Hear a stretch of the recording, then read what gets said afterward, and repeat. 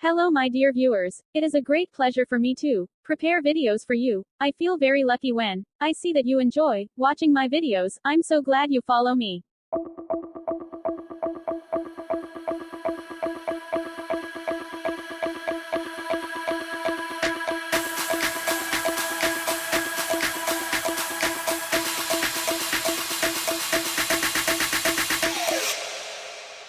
You